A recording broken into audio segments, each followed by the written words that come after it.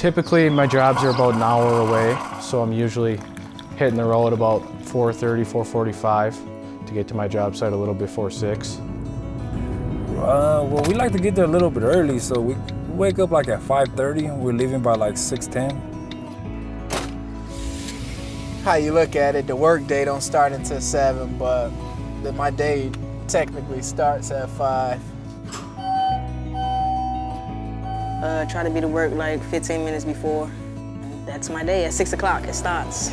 A career as an insulator with the International Association of Heat and Frost Insulators and Allied Workers, or HFIAW, offers extraordinary benefits, including a strong wage package, medical insurance, and a sound retirement program. This rewarding career starts with apprenticeship through a Joint Apprenticeship and Training Committee, or JATC. The JATC's highly effective and modern training program allows apprentices to enter the insulation industry and become a professional in one of numerous skilled trades, including mechanical insulation, fire stopping, asbestos and lead mitigation, sound attenuation, or specialty fabrication. Some of the journeymen, they're pretty good teachers to you. The majority of stuff that you learn is on the job. We use a lot of what we use in the training center out here in the fields, especially when we're working out here in the power plants. A career as an HFIAW insulator opens the door to the possibility of exceptional and varied career advancement opportunities. After moving from apprentice to journeyman, various options exist, including work as an estimator or in a management role, to possibly owning your own mechanical insulation contracting business. I want to see the big picture. Someday I would like to own my own installation company. But while the prospect of becoming an HFIAW insulator provides some outstanding career options, working in construction is not for everyone. You got a guy that want to be an insulator, but he's afraid of heights. Well, he had to get on the lift with a journeyman. When they went up in the air, his fear kicked in and he couldn't take it. So his first day that he got on the job was his last. He walked off and said he couldn't do it anymore. The real-life rigors of the insulator's trade and the commitment needed to complete the apprenticeship program present numerous challenges.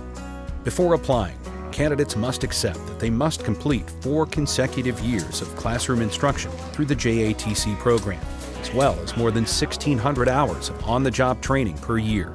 Our classroom hours, we go once a week for 4 hours. And, we start in August and end in May.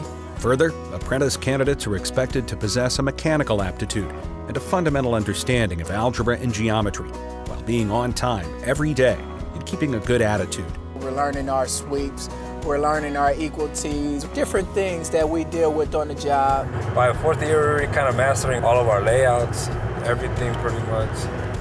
Utilizing what has been learned in the classroom and through hands-on training applications, in conjunction with your willingness to listen to and carry out directions as instructed, are also imperative. This will not only ensure the job is done properly, but also for the safety of everyone working on the job site. Your prompt attendance is also required on all work and school days, as the combination of quality work, safety, and on-time delivery of every construction project is part of what makes the HFIAW the very best in the industry. You also need to realize that work days in the construction industry are often different than in most other occupations. The construction workday may start as early as 6 a.m. and at times may also extend several hours past a standard 8-hour day. I just was working basically out of my territory, and I was driving back and forth from home and out there to the job each day, and it was 90 miles away from where I live, so I did that for about 6 months. It wasn't fun each morning, but I needed to work to get the experience, and I got through it. Although HFIAW apprentices and journeymen are paid well for each and every hour worked, you may be required to make special accommodations for extended work days or work a 6- or 7-day week in order to complete a job with a tight deadline. Apprentices are also expected to attend school during the week, either in the evening or during the day. This can place an additional burden on some apprentices who are expected to complete school work at night while still properly completing real-life insulation work. It's a lot of reading, and it's all on me, what I want to get out of the apprenticeship. It is beneficial, what I'm saying, and it's going to lead me to where I need to be at in life.